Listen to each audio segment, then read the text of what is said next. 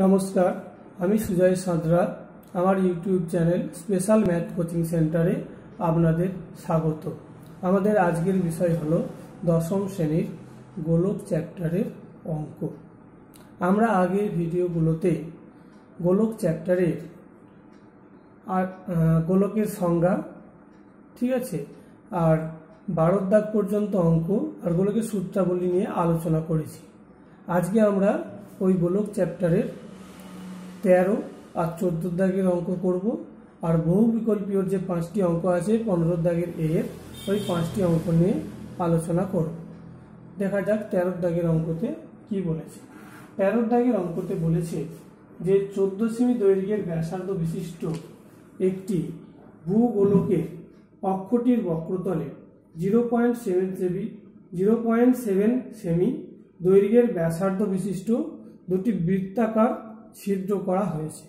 ভূগোলকটির গোলাকার অংশের ধাতব পাতের ক্ষেত্রফল হিসাব করি।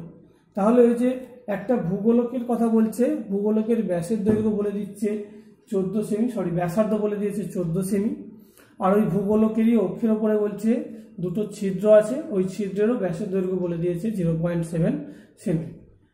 ভূগোলক বলতে আমরা একটা ভূগোলকেরই মতো একটা বস্তু নিয়ে কল্পনা করব, যেমন ধরো ফুটবলটা ভূগোলকের মতোই হয়। তা ওই মানে এই অঙ্কটার ক্ষেত্রে আমরা ভূগোলক ফুটবলের সাথে তুলনা করে অঙ্কটা করব, তাহলে আমাদের বুঝতে সুবিধা হবে। ফুটবলটা ধরো একটা ভূগোলক, ওর ব্যাসার্ধের দৈর্ঘ্য বলে দিয়েছে 14 সেমি, ওতেই দুখানা ছিদ্র আছে। ছিদ্রগুলো কল্পনা করো বৃত্তের মতো হয়, তাই তো? তাহলে আমরা ভূগোলকের ক্ষেত্রফল বের করব আর ওই ছিদ্রগুলোর ক্ষেত্রফল বের করব, ঠিক আছে? ভূগোলকের 13 দাগের অঙ্ক। ভূগোলকের ব্যাসার্ধের দৈর্ঘ্য বলে দিয়েছে, তাহলে আমরা ওর বক্রতলের ক্ষেত্রফল বের করব। বক্রতলের ক্ষেত্রফলের আমরা ফর্মুলা কি জানি? 4 পাই ক্যাপিটাল আর স্কোয়ার। এখানে আর কত বলে দিয়েছে? আর বলে দিয়েছে 14। মানটা বসিয়ে দিই, 4 into 22 7 into 14 square, 4 into 22 7 14 square আছে, তাহলে 14 দুইবার গুণ করব, 14 ইন্টু 14 7 2 14, 4 14 56, 56 2 112, 112কে 22 দিয়ে গুণ, 112 দিয়ে 224, 4 আর দেখছে 22, আবার 112 দিয়ে 224 আর 22 যোগ করলে হয় 246, এত বর্গ সেমি। প্রতিটা ছিদ্রের ক্ষেত্রফল আমাকে এবার বের করতে হবে। ছিদ্রগুলো যেহেতু বৃত্তের মতো, তাহলে ছিদ্রের ক্ষেত্রফলটা কি হবে? বৃত্তের ক্ষেত্রফলের সমান হবে। বৃত্তের ক্ষেত্রফলের আমরা ফর্মুলা কি জানি? পাই আর স্কোয়ার। আরটা কি না? বৃত্তের ব্যাসার্ধ, তাই তো? পাই আর স্কোয়ার। এখানে আর কত বলে দিয়েছে? 0.7 সেমি। আমি এখানে আর বসিয়ে দেবো। পায়ের মান 22 7, আর এর মান 0.7, তাহলে 22 7 ইন্টু 0.7 দুইবার লিখবো, হোল স্কোয়ার যেহেতু আছে, দশমিকের আগে একবার আগে দশমিক আছে, তাই নিচে একের পিঠে একটা করে শূন্য বসালাম। এই 7 কাটলাম, 22 সাথে হয় 154, 10 10 হয় 100, সরল করলাম 1.54 বর্গ সেমি, তাই তো? তাহলে এখানে আমরা ভূগোলকের বক্রতলের ক্ষেত্রফল পেলাম এটা, আর প্রতিটা ছিদ্র পেলাম। দুটো ছিদ্র ছিল, তাই করবো 2 ইন্টু 1.54। দুটো ছিদ্রের মোট ক্ষেত্রফল কত হবে? একটা ছিদ্রের যদি এত হয়, দুটো ছিদ্রের 2 ইন্টু এটা গুণ করলে হবে 3.08 বর্গ সেমি। বোঝা গেল? তাহলে ভূগোলকের অক্ষে পৃষ্ঠতল বক্রতলে, অক্ষে বলতে বক্রতলের উপরে ভূগোলকের দুটো ছিদ্র এতটা জায়গা নিয়েছে, ওই ছিদ্রে নিশ্চয়ই ধাতব পাত নেই, আর এটা কি পুরো ভূগোলকটার বক্রতলের ক্ষেত্রফল, তাই তো? তাহলে আমি এখানে থেকে যদি ওই ছিদ্রের ক্ষেত্রফল বাদ দিই, তাহলে কতটা ধাতব পাত লেগেছে ওই ভূগোলকে আমরা পেয়ে যাব। তাহলে এরপরে কি করব? বিয়োগ করে দেবো।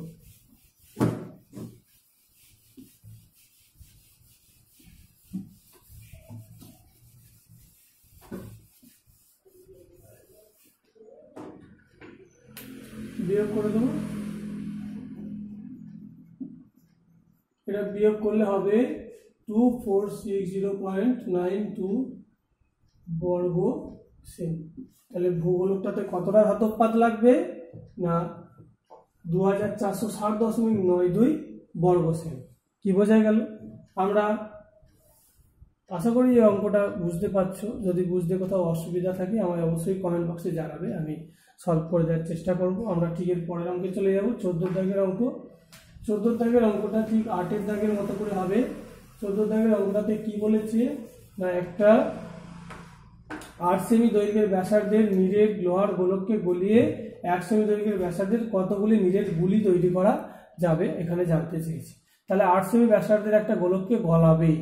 আমি কি বলেছিলাম আগে 8 দাগের অঙ্কতে, যে গোলকটাকে গলাবে তার আয়তন বের করব, আর ওটাকে গলিয়ে যেই গোলকগুলো পাবে তারও আয়তন বের করব, করে ওই আগের গোলকের আয়তনের সাথে ভাগ করে দেবো, দিলে যেটা পাবো সেটাই, ততগুলোই আমরা নতুন গোলক পাবো।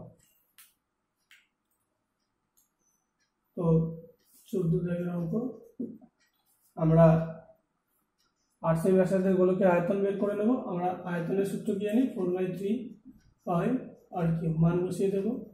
4/3 ইন্টু 5 ইন্টু 8 কিউব, এত ঘন সেমি।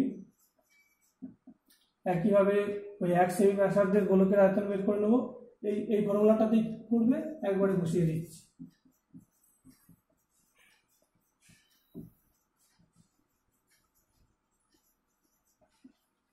আশা করছি বোঝাতে পেরেছি। এরপরে এবার আমি কি বলেছিলাম, ভাগ করে দিতে হবে, আমি এখানেই করে দিচ্ছি, আলাদা করে আর তুলছি না, তোমরা আলাদা করে তুলে করবে অবশ্যই।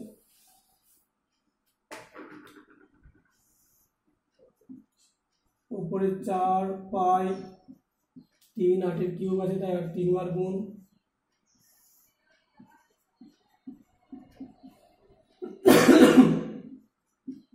এক 3 বার আছে, এই 3 কেটে গেল, পাই পাই কাটলো, 4 4 কাটলো, 8 3 বার গুণ করলে হয় 512, 1 3 বার গুণ করলে হয় 1, 512কে 1 দিয়ে ভাগ করলে 512ই হয়, তাই 512টি লিখে দিই। তাহলে ওই 8 সেমি ব্যাসার্ধের গোলকটিকে গলিয়ে 1 সেমি ব্যাসার্ধের কতগুলি গুলি তৈরি করতে পারবো, 512টি গুলি তৈরি করতে পারবো। 14 দাগের অঙ্কটা কমপ্লিট। এবার আমরা বহু বিকল্পীয় অঙ্কতে চলে আসবো। তাড়াতাড়ি করে করাচ্ছি, নাহলে ভিডিওটা অনেকটা বড় হয়ে যাবে। 15 কি বলেছে, 2 একক দৈর্ঘ্যের ব্যাসার্ধ বিশিষ্ট নিরেট গোলকের আয়তন। 2 একক ব্যাসার্ধ বিশিষ্ট নিরেট গোলকের আয়তন জানতে চেয়েছে। আর আয়তনের ফর্মুলা কি জানি, 4/3 পাই আর কিউব, আর এখানে কত 2r বসিয়ে দেবো, সিম্পল হয়ে যাবে। 4/3 পাই, এখানে আর কত 2r হোল কিউব। 4/3 এখানে পায়ের মানেরা বসায়নি, আমি তাই পাইটা রেখে দিচ্ছি। পাই ইন্টু 8, এটা গুণ করলে হবে 4 8 32 পাই আর কিউব বাই 3। এটা এত ঘন একক। এটা তাহলে কোন অ্যান্সারটা হচ্ছে এ, তাহলে এটা এ এর অ্যান্সারটা হচ্ছে। বোঝা গেল? ঠিক আছে, আমরা নেক্সট অঙ্কে যাব। 15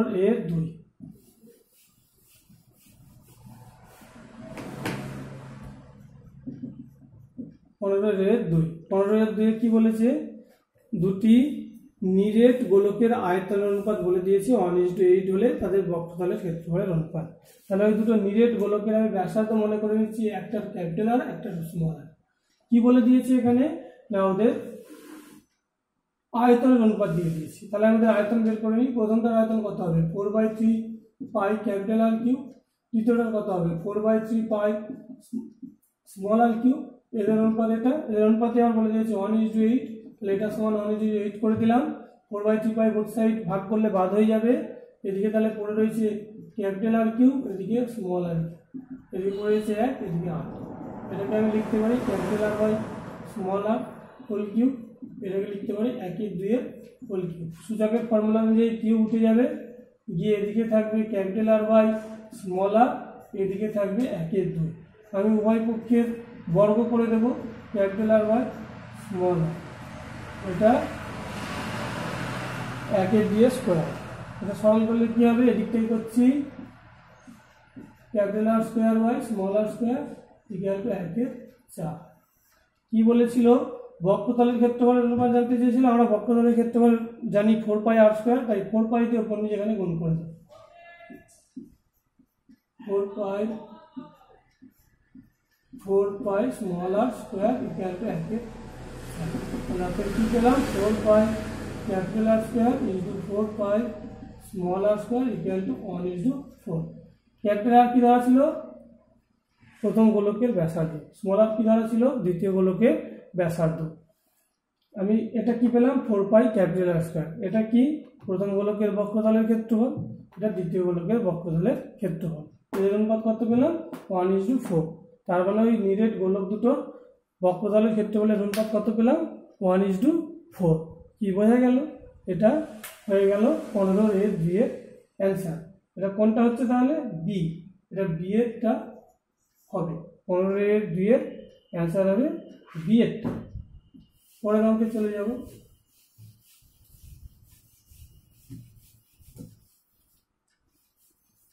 কি বলেছে 3 দাগের অঙ্ক, কি বলেছে 3 দাগের অঙ্কতে, 3 দাগের অঙ্কতে বলেছে 15-3 7 সেমি দৈর্ঘ্যের ব্যাসার্ধ বিশিষ্ট একটি নিরেট অর্ধগোলকের সমগ্রতলের ক্ষেত্রফল। 7 সেমি ব্যাসার্ধ একটা নিরেট অর্ধগোলকের সমগ্রতলের ক্ষেত্রফল। আমরা নিরেট অর্ধগোলকের সমগ্রতলের ক্ষেত্রফলের ফর্মুলা কি জানি, 3 পাই আর স্কোয়ার। আর এখানে কত, 7 বসিয়ে দিই। পায়ের মান এখানে এরা বসায়নি, এই পাইটা রেখে দিচ্ছি। আর কত, 7, 3 ইন্টু পাই ইন্টু 49, 3 9 27 7 2, 3 4 12 দিয়ে 14। তাহলে এত ঘন সেমি, কত পেলাম, 147 পাই ঘন সেমি, তাই তো। কত কত দাগের অ্যান্সার হচ্ছে এটা, এটা হচ্ছে 15-3 সি, 15-3 সরি আমি এটা ঘন বলে ফেললাম, সরি এটা ক্ষেত্রফল, তো বর্গ সেমি হবে, বর্গ সেমি। এটা তাহলে হতে চাইছে সি এরটা, 15-3 সি এরটা অ্যান্সার হবে। ঠিক আছে, নেক্সট অঙ্কে চলে যাব। 4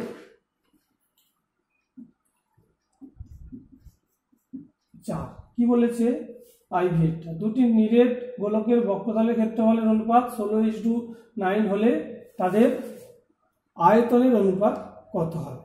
তাহলে আমাদের 15-2 বলেছিল আয়তনের অনুপাত বলেছিল, বক্রতলের ক্ষেত্রফলের অনুপাত জানতে চেয়েছিল। এখানে বক্রতলের বলেছে, আয়তনের জানতে চেয়েছে। তাহলে আমি একইভাবেই করব, তাই তো। আমি প্রথমটার ব্যাসার্ধ আর, দ্বিতীয়টা স্মল আর। প্রথমটার বক্রতলের ক্ষেত্রফল কত হবে, 4 পাই আর স্কোয়ার ক্যাপিটাল আর স্কোয়ার বর্গ একক, দ্বিতীয়টা 4 পাই স্মল আর স্কোয়ার বর্গ একক। এর অনুপাতই করে দিয়েছে কত, 16:9। তাহলে এটাই সমান 16:9 করে দিলাম। দুদিকে 4 পাই ভাগ করলে কেটে যাবে। তাহলে এখানে এটা লিখেই নিই, 4 পাই আর square 4 pi small R square, এদিকে 16/9। এই 4 পাই কেটে গেল। তাহলে ক্যাপিটাল আর বাই স্মল আর, তাই তো, হোল স্কোয়ার। এটা কত, 16/9, সরি এটাকে আমি একটু বড় করে লিখি,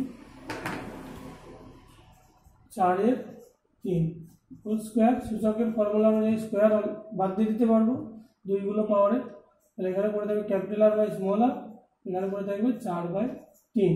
আমি উভয় পক্ষের ঘন করে দেব, capital R by small R whole cube, এদিকে 4/3 হোল, তাই তো। সরল করলে কি হবে, এদিকটাই লিখছি, capital R cube by small R cube equal to 4 cube মানে কত, 64, 3 কিউব মানে কত, 27, তাই তো। আমরা আয়তনের ফর্মুলা কি জানি, 4/3 পাই আর কিউব। 4/3 পাই দিয়ে বোথ সাইড গুণ করে দেবো ওপরে। তাহলে 4/3 ওপর নিচ, বোথ সাইড না, এখানে ওপর নিচ গুণ করবো। ক্যাপিটাল আর কিউব, এখানেও 4/3 পাই স্মল আর কিউব, এই দুটো কেটে যাবে ওপর নিচ, তাই আমি গুণ করতে পারলাম। বাহ, তাহলে কি হলো, অতএব দিয়ে লিখে দিচ্ছি 4/3 pi capital R cube into 4/3 pi small R cube 64 into 27। Capital R কি দেওয়া ছিল? ক্যাপিটাল আরটা কী ছিল? প্রথম গোলকের ব্যাসার্ধ। স্মল আরটা কী ছিল? দ্বিতীয় গোলকের ব্যাসার্ধ। তাহলে 4/3 পাই ক্যাপিটাল আর কি, এটা কি প্রথম গোলকের আয়তন আর এটা দ্বিতীয় গোলকের আয়তন। তাহলে এদের দুজনের আয়তনের অনুপাত কি পেয়ে গেলাম? 64/27। 4 দাগের কোয়েশ্চেনটা কি দিয়েছিল না, ওই দুটো গোলকের আয়তনের অনুপাত জানতে চেয়েছিল। এখানে অ্যান্সারটা তাহলে হতে চাইছে এরটা, এর অ্যান্সারটা হবে, বুঝা গেল? তারপরে 5 দাগেরটাই চলে যাব।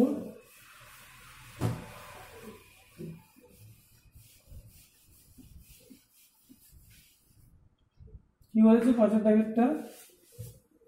একটি নিরেট গোলকের বক্রতলের ক্ষেত্রফল ও 3 গুণ আয়তনের সংখ্যমান সমান হলে গোলকটির ব্যাসার্ধের দৈর্ঘ্য। তাহলে আমাকে বক্রতলের ক্ষেত্রফল বের করতে হবে, আয়তন বের করতে হবে। আমার ওই দুটোই বের করার জন্য ব্যাসার্ধর মান জানা প্রয়োজন। ব্যাসার্ধ যেহেতু আমার এখানে বলে জানি, আমি মনে করে নেব। ব্যাসার্ধ মনে করে নিলাম ক্যাপিটাল আর। তবে বক্রতলের ক্ষেত্রফল কি হবে? 4 পাই ক্যাপিটাল আর স্কয়ার। আয়তন কি হবে?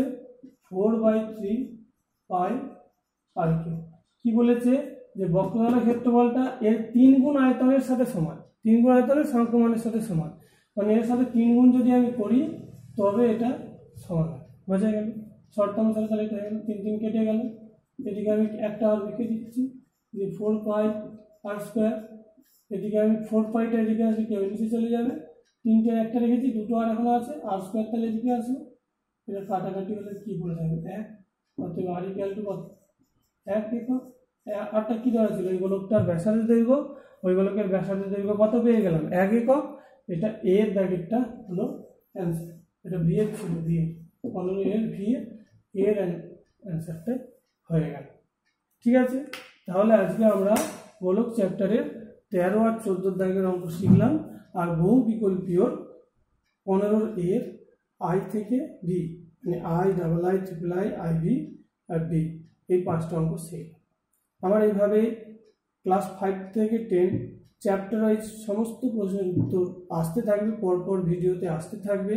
তা আমার যদি ক্লাসগুলো তোমাদের ভালো লেগে থাকে অবশ্যই চ্যানেলটা সাবস্ক্রাইব করবে আর পাশে থাকা বেল আইকনে ক্লিক করবে। তাতে কি হবে? আমি যেই ভিডিওই আপলোড করি না কেন সাথে সাথে তোমাদের কাছে নোটিফিকেশান পৌঁছে যাবে। তোমরা তাহলে পরপর ভিডিওগুলো দেখতে পারবে, তোমাদের উপকারে আসবে। আর যদি উপকারে আসে চ্যানেলটা সাবস্ক্রাইব করবে। খুব ভালোভাবে আমরা তাহলে আরও ক্লাস করে যেতে পারবো এইভাবে। আচ্ছা, আমি 13 আর 14 দাগের অঙ্কটা আমি খাতায় করা আছে দিয়ে দিচ্ছি। আর এই বহু বিকল্পীয় অঙ্কগুলো এখান থেকেই তোমরা করে নেবে। এগুলো এমসিকিউ টাইপ কোয়েশ্চেন, এর জন্য আর আলাদা করে আমরা খাতায় দেওয়া করছি না। শর্ট হ্যান্ডেড কষলেই হয়ে যাবে। এরকম অঙ্ক আগে ওই বড় অঙ্কগুলো কষলেই ভালো করে বুঝে বুঝে করো, বুঝতে পারো, লেখার প্রয়োজন আসে না। পরীক্ষার খাতায় শুধু মানটা আমরা জানতে চাই, সুন্দর করে সাজিয়ে লিখে দিলেই হয়ে যাবে। আমরা 13 আর 14 দাগের অঙ্কটা খালি সুন্দর করে তোলা আছে, আমি দিয়ে দিচ্ছি এই ভিডিওর সাথে। তুলে নেবে তোমরা, ভিডিওটাকে পজ করে নিয়ে ওইটা তুলে নেবে। ঠিক আছে, আমি দিচ্ছি।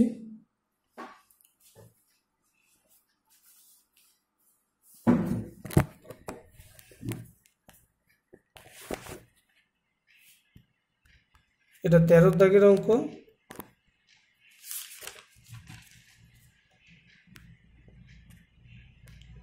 আর এটা 14 দাগের অঙ্ক। ধন্যবাদ, এখানে ভিডিওটা শেষ করলাম।